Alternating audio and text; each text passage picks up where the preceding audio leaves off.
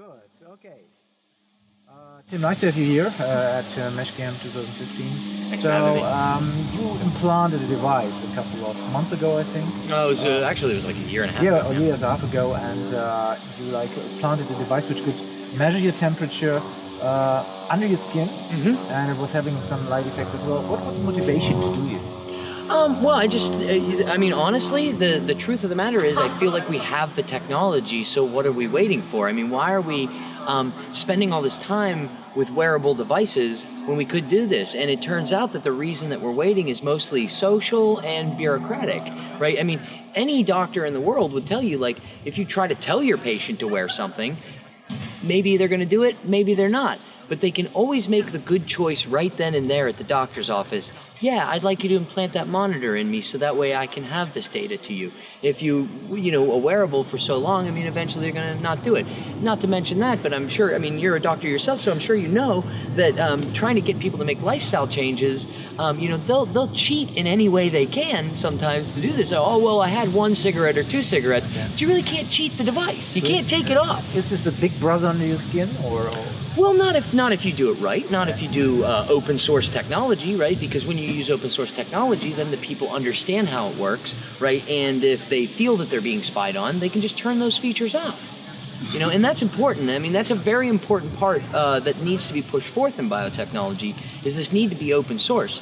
Because these things that start to go under your skin, that's not a device, that's you. It's your anatomy now, right? And you have a right to know how it works. And so there really needs to be a push in biology and biotech to go open source, because it's the only moral way to go. Where do you see body modification go in general? Where do you see it's possible use cases, and where do you see its limits? Well, I don't see it as a very limited thing. I think that once we start to really tinker around in our body, we're only going to find out that it's more and more malleable than we ever thought. Right? I think that the size of the device that I implanted was quite large, and many people, including doctors, said that is going to get infected, that is going to reject, your body can't handle that. But it actually handled it fine. It just all came into balance. Your body is a quite robust machine. But I think that in terms of like the short term and what's potentially possible is this sort of kind of beginning to make functional body art, right? This sort of kind of thing that says, I want my blood glucose to change the color of this particular light, or I want my mood to be reflected through my cell phone, so that if I have a stressful day at work and then I go to navigate my GPS home, it navigates me through a green park instead. It maybe takes a little bit more time, this sort of thing, because you don't always know when you're stressed out, right? Sometimes your body and your brain lie to you. And unfortunately, the best way to get over that is to get a really clear window in so that you cannot lie to yourself anymore. And in some cases, even offloading that stuff to other systems that are more capable of handling it than you ever will be. Which parts of your body functionality do you think is apt to be like outsourced, so to say? I've already done my body temperature regulation system. I partially outsourced that to my house by creating a thermostat that would look at my temperature and change the temperature in my house in order to come into balance with that. However, I think that much of the things that we're really going to start to see is like stress and mood states, right? And these sorts of things, we're going to be able to outsource. It seems strange, but we're going to actually outsource our ability to realize what our mood state is, because we're not as good as we think we are at doing it. So we'll start to be able to say, hey, am I really in this mood, or am I really doing this? And then at that point, we can get corrective steps to actually behave appropriately.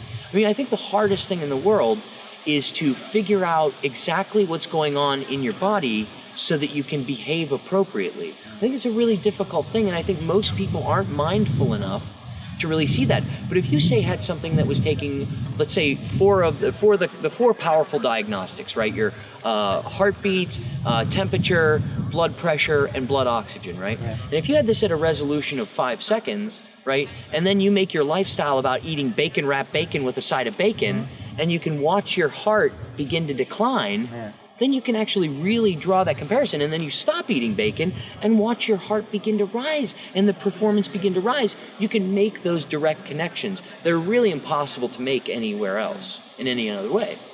So body modification is not about modification alone. It might have the possible goal of making your life longer. Absolutely. So what do you think of this? It's like it's possible to make you like kind of terminate death by body modification. Is that possible, or what's your vision about that?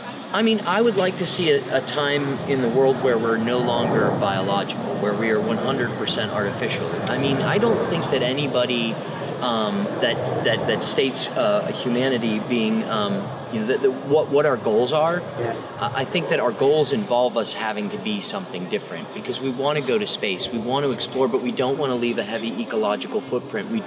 But it takes 2,000 calories for me to sit on my fat American ass and be snarky, right? So you know what I mean? It's like, okay, well, we're going to really need to re-engineer something because that's highly inefficient. So in order to be what we want to be, it's going to require this sort of avant-garde community that's willing to take risks, and those are the people who are going to show us the way.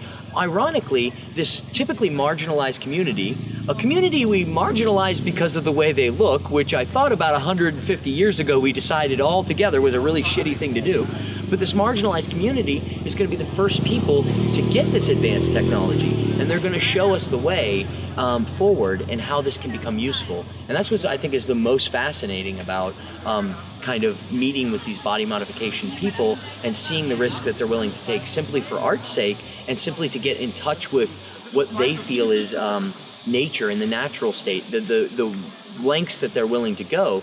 And when I look at the lengths that I'm willing to go, I see a kindred spirit there. And when I talk to them, they totally get it. Right? There's very little resistance. Whereas when I talk to people who are highly educated and totally know all of the data, and they're very rarely questioning my philosophy, they're just kind of like, oh, but that sounds really gross, and this sort of thing. So they're going to show us the way, and they're going to help us perfect these things that make it not gross and make it easier on us, right? You see like ethical limitations. So when you open your body to, of course, like to external sources, data can go to sources where you don't want to have them. Mm-hmm. So do you think there's a threat there, there's a danger there, or how could you handle it? There's absolutely a danger there, but the best example that I can give of this is one that has already happened, right? Everybody remembers when the NSA scandal came down, right? And it turned out that Microsoft was giving out vulnerabilities, and Google was providing data, Facebook was providing data. But do you know who wasn't worried at all? Linux users. Linux users weren't worried at all, because the second a security bug creeps in, a million fat guys living in their mother's basement spring to life and they fix like 10 bugs by breakfast, right? This is why you need the open source community. You need them because with that, you cannot be corrupted. There's no body to corrupt, right? And so that's how I view getting around these dangerous issues, is by keeping the source open and making sure that we have as many eyes looking at it as possible. Not just government people, not people who can be corrupted, but a body that is uncorruptible because they are unplaceable. So this tends to be, and of course it's a sticking point for me. I've always been a big enthusiast of open source, but I see so many open source technologies benefiting people and that sort of thing. Now, granted, there's a lot of investors don't like to hear the word open source, but fortunately for myself, we're doing a lot of bootstrapping these days. So.